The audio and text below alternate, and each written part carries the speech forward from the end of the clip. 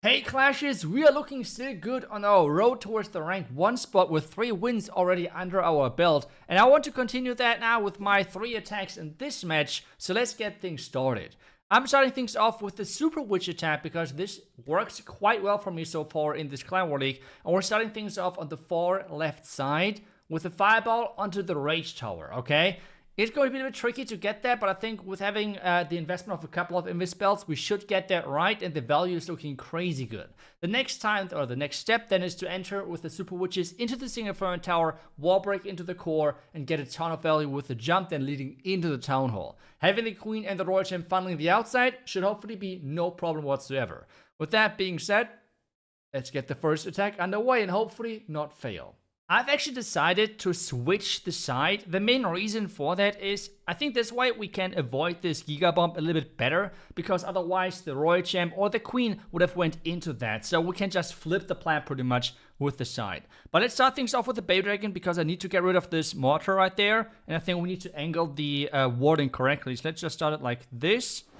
There is a Tesla which we need to get rid of, which is a bit unfortunate, but hopefully it should be still fine. Like this. And then we're turning those 2 buildings invisible in just 1 second. Like this. Oh no, I need to not use the fireball just yet.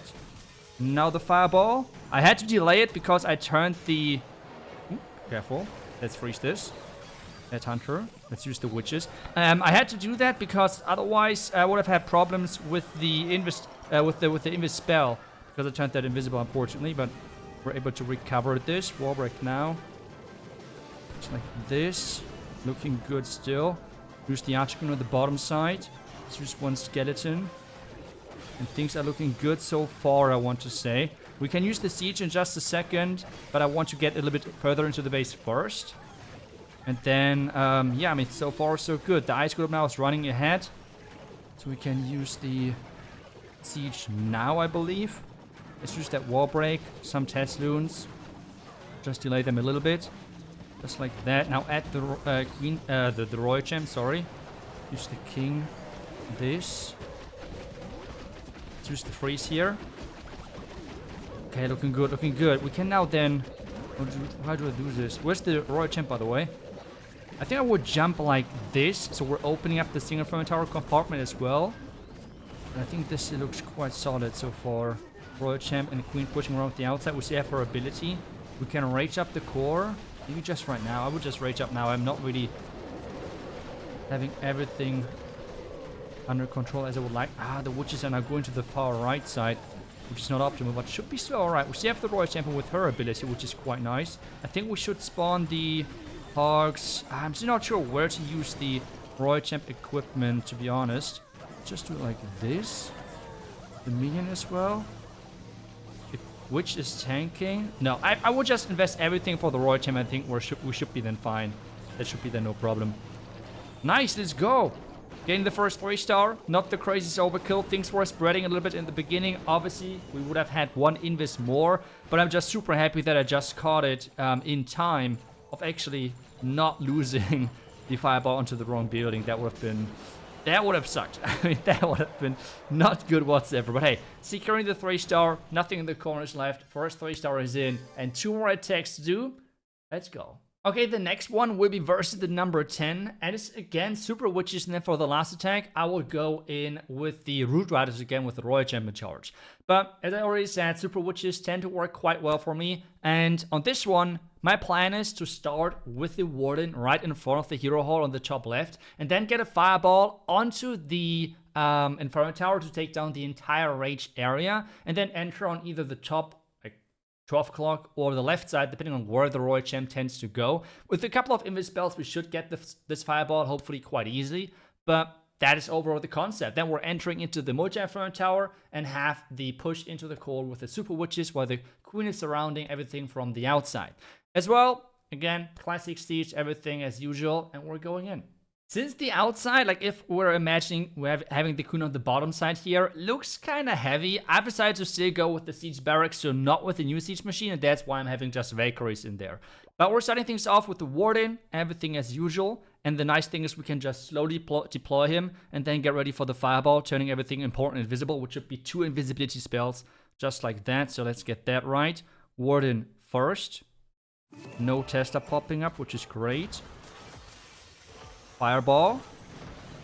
Perfect. Getting amazing value. And now at this point, we just wait and see where the warden tends to go. And then that's the side where we're just entering with the witches. That's pretty much how we do it. With taking down this top side, I think we're going then in from the left side, because this means it's less likely that things are going to redirect. I think minions is gone, and now the witches. Looking already solid. We can use 1 Tesloon. We're adding the king. Then in just a second, I will wall break into this part of the base. Already 1 skeleton trap lured, which is nice. We can use 1 ice golem as well in front. Let's use the Valkyrie. Let's use the king. And then we have another ice golem in just a second, but things are looking good. Let's not forget about this one. Like this. Some Tesloons. Now the wall. Oh, the wall break. Where's it going? Okay, the wall break was not how it was planned. Now? Okay, perfect.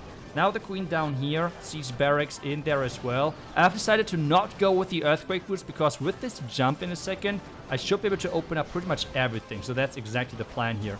Queen on the outside looking good. We can add the what is it? The Roy Champion in a second if I want to. Let's use the king ability now to really tank nicely and everything.